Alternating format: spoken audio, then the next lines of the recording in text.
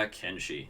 Lo-fi games, open world, post-apocalyptic sandbox RPG, where you are the author of your own story, and your only quests are the ones you make for yourself. And that's precisely what I've done here. Last episode, a great deal of change came to Raven and her entourage, not the least of which was the adoption of the name the Profane Legion, and the establishment of a hierarchy structure within. They industrialized the plateau and built walls for protecting their future expansions. A total of 4 new members were added to the Legion. 2 bandits who received robotic limb replacements, and 2 skeletons rescued from a workshop in the Deadlands. Life had changed a great deal, and primarily for the better. But nothing on the moon of Kenshi is ever that easy, and the Holy Nations had tracked down the Legion. It became clear war was on the horizon.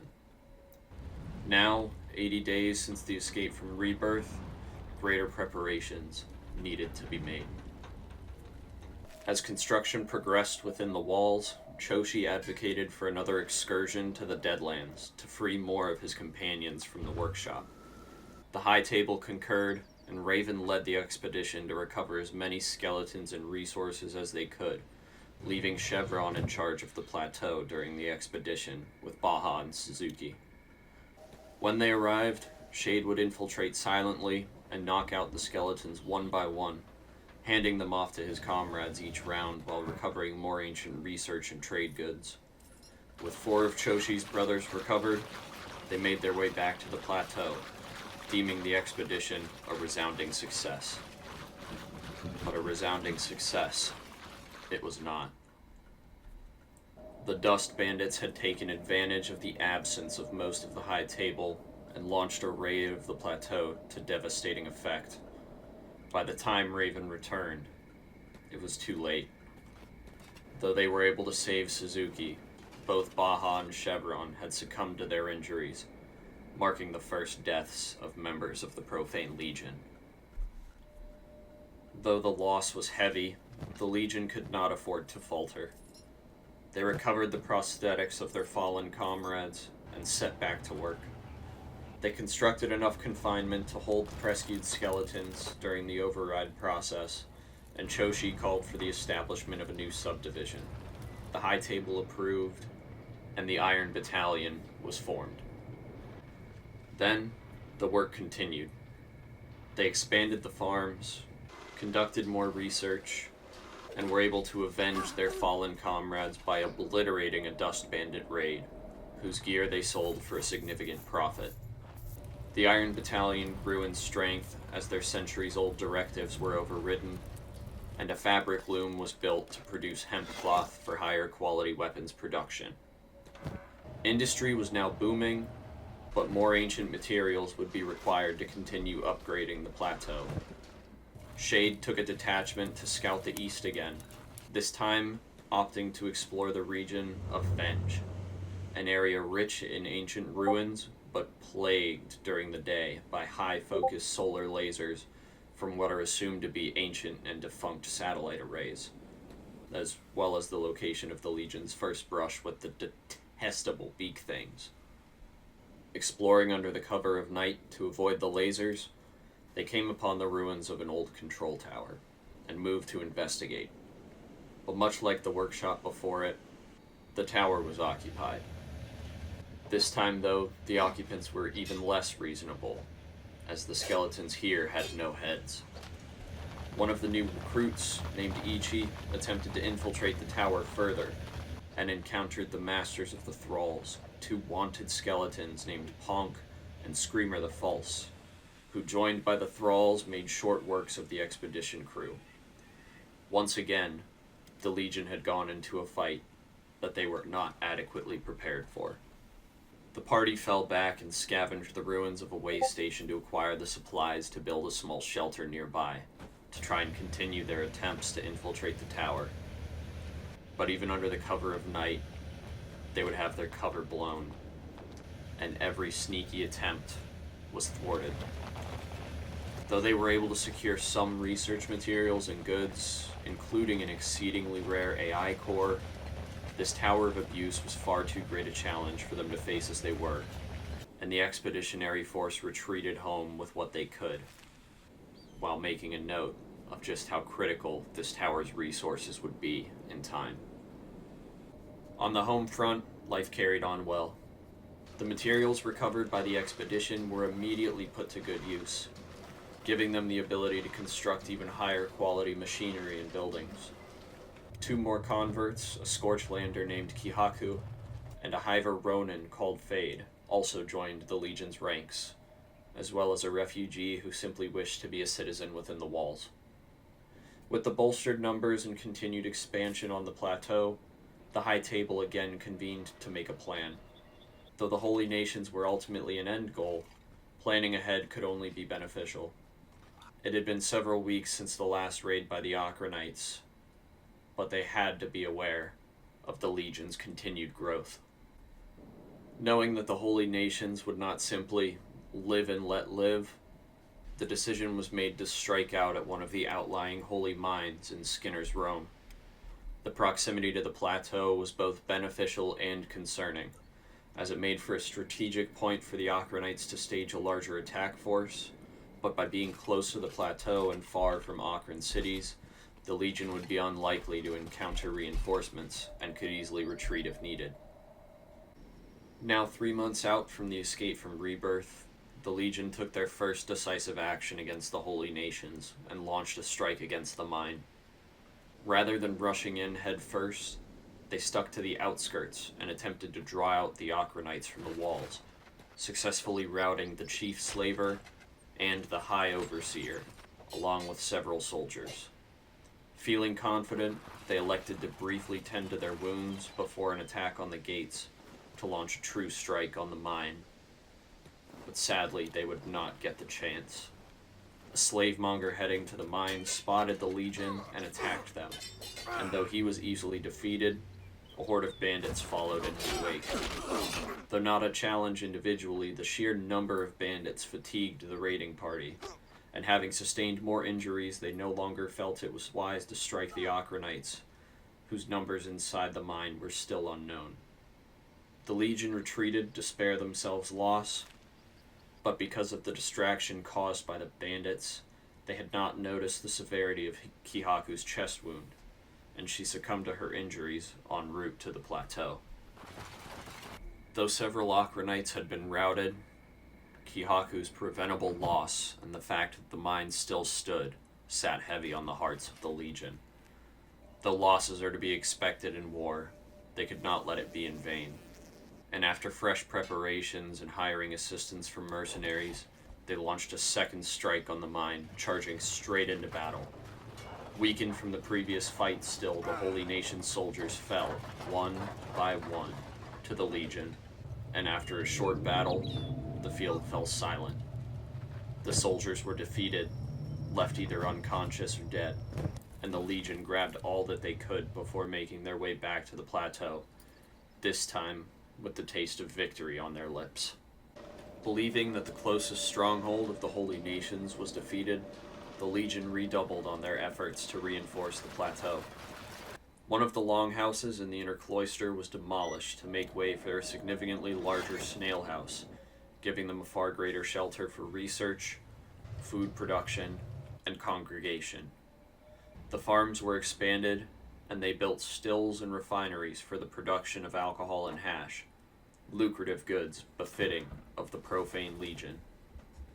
More windmills were built to power their equipment, and now at 100 days since the escape from Rebirth, the plateau was truly becoming a town of respectable size, even establishing a small tavern and shop counter at the main gate. Dust Bandit raiders now stood little to no chance against the Legion, just becoming an easy source of gear and income. In time, a small detachment returned to the mine to clear out the leftover Ochranite troops and valuables, collecting a large number of the Ochranite holy books and scriptures in the process.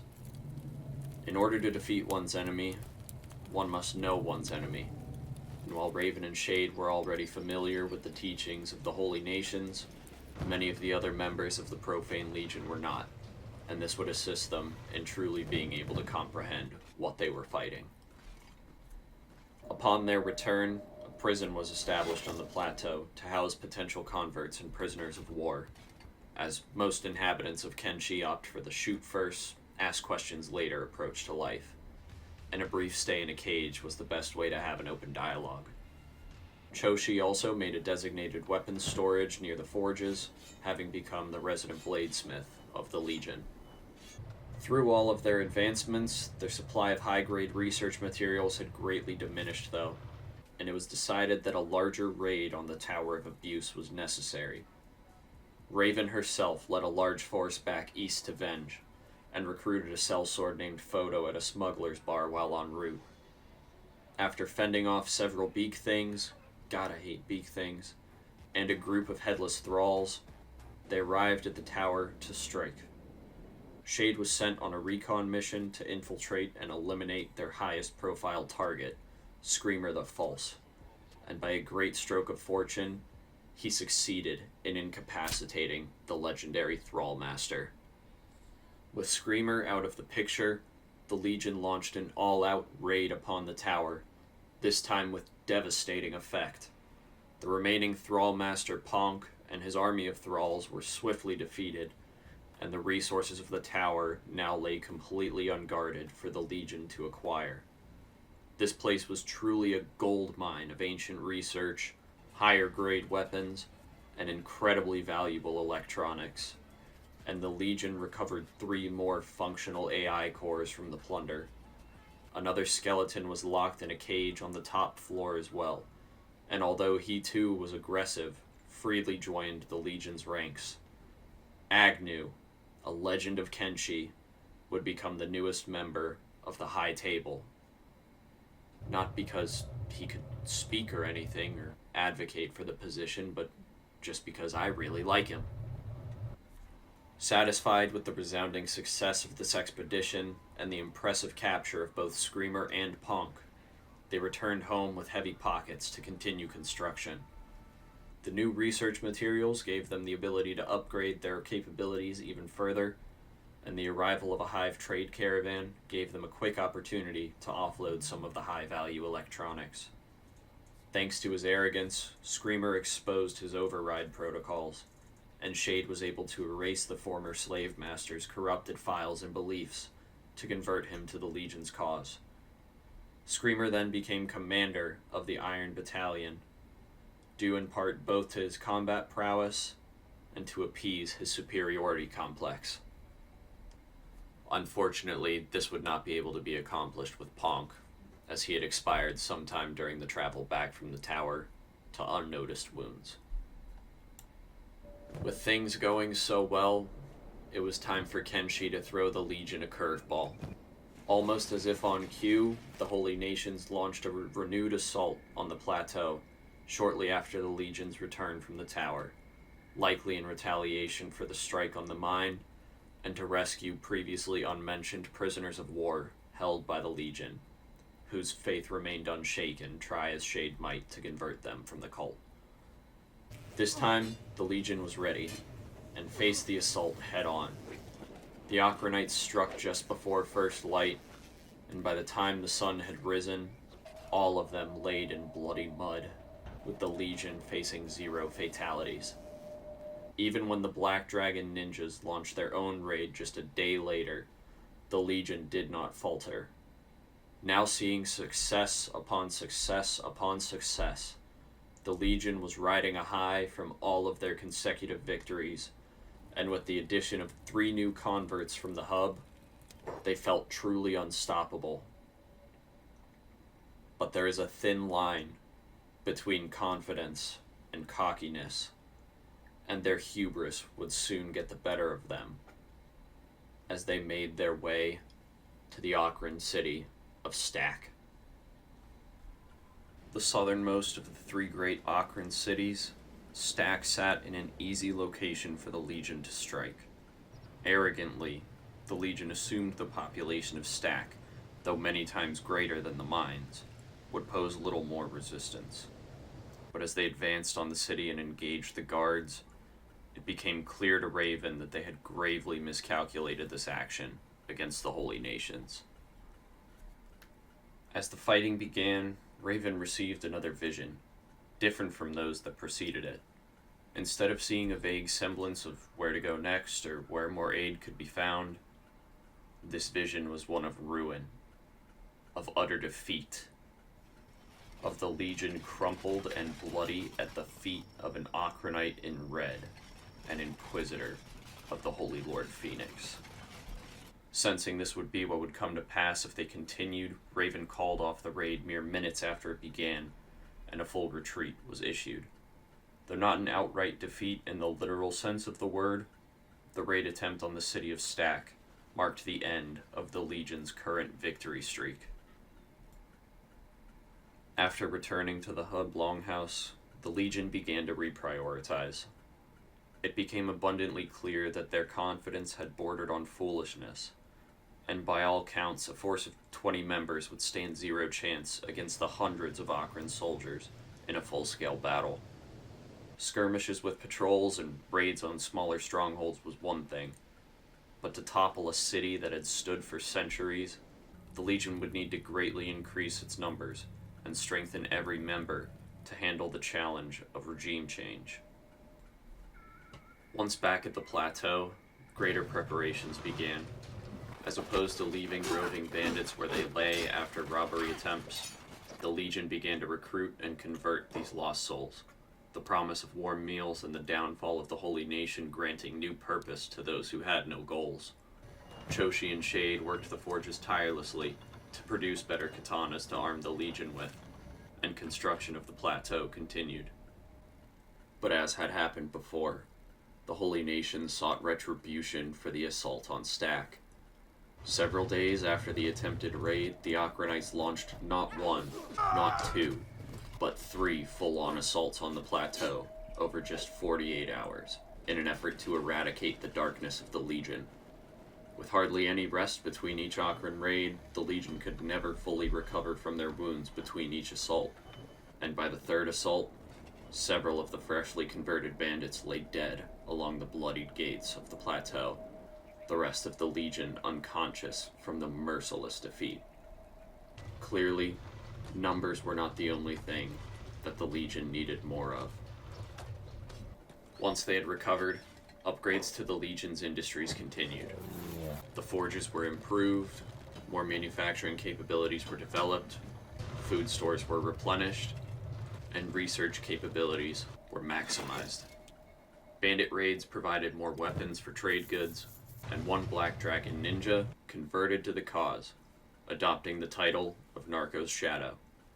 With intel from Tech Hunter maps and the skeletons of the Iron Battalion, the High Table launched a raid on another Deadlands workshop with resounding success, providing them with one more skeleton convert and ample research materials, allowing for the development of steel, more refined weapons, and skeleton repair beds to maintain the battalion and those with prosthetic limbs. Though the Akron raids continued in the coming days, vastly increasing the number of beds within the inner cloister allowed for swifter recovery from their wounds. Then, for a calm several days, the only focus of the Legion was living normal life, tending to the farms, working the refineries, and improving the architecture of the plateau. With how far they had come in these 4 months since the escape from Rebirth, they finally gave their city on the plateau a name: Narco's Border, a terribly creative play off the location in the border zone. And with that, we'll go ahead and call that a wrap on this episode, as the coming weeks are going to bring even greater changes for not just the Legion, but the continent as a whole. So those all belong in their very own special episode. And also because this is getting long and I don't want it to take forever to edit. So, haha. But as always, thanks again for checking this out, and stay tuned for the next installation on the tale of the High Raven of Narco. Thanks again.